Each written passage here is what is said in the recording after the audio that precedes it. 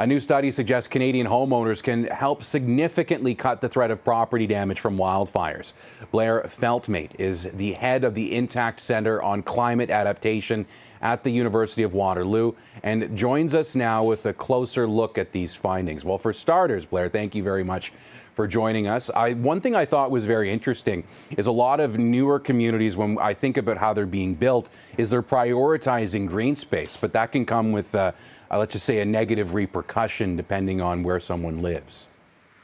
Exactly. So if you own a home that's in what's called the wildland-urban interface, or in other words, an area that's heavy with forests and grasslands, in those areas where fire is more prone to come through, you want to keep the vegetation away from your house.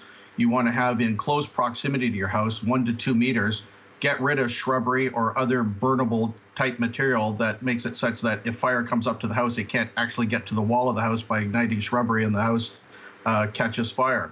Large conifer trees around somebody's property. Conifers or needle-bearing trees are those that when they ignite, they go up like a torch, and that heat, if the tree is close enough to the house, will translate to the house and the house will burn down. So getting green vegetation away from your house in these forested regions, that's an important step. Well, for people living in the GTA, you know, we don't often think we're like British Columbia that has really dry seasons and record wildfires we're seeing out west this year. But a lot of people do have quite a bit of shrubbery near their homes. A lot of going out to, say, Orangeville, they'll be backing out onto berms and into trees and forest areas. What are some of the things that people should do beyond just making sure that that 60-meter perimeter is secure? Is there maintenance that should be looked at? What other things could be done over the course of a year?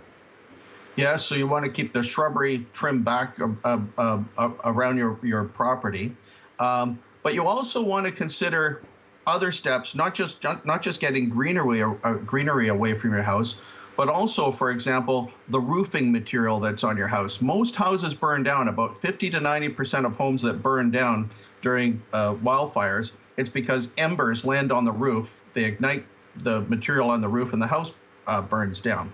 So you want to install what are called Class A fire-resistant shingles or roofing. It's made of cement fiber, metal, or asphalt that is of a type that if embers land on the roof, when the roof is made of that material, the house won't burn down. So that's a major first step. But then even other things you can do around a house, like, for example, if you have a wooden fence that comes right up to your house, you want to replace that with something like chain link fencing, because when fires occur, they'll follow the wooden fence right up to your house and subsequently ignite the house. So it's a combination of more greenery around the house and then physical structures at the level of the house itself, starting with the roof.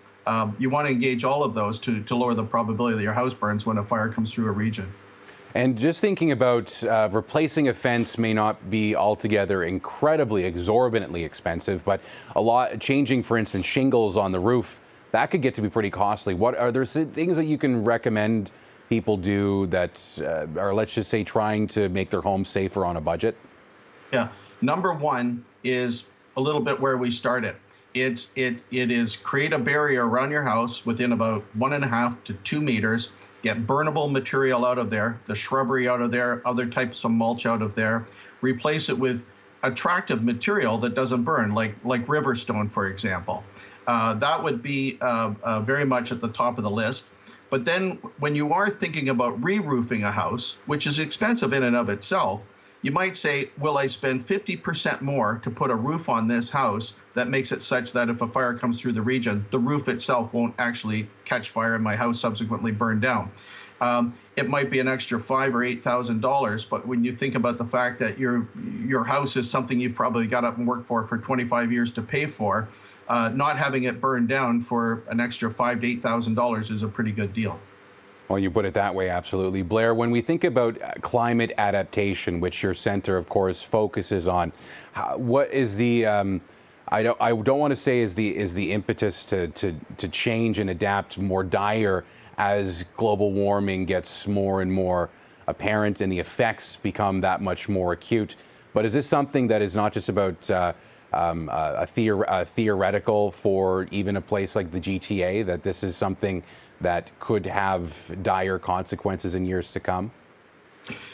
Well, it depends on location, the peril that you have to deal with. The three big perils in Canada due to climate change, the things that are getting worse faster and that are very costly, are flooding, wildfire, and extreme heat.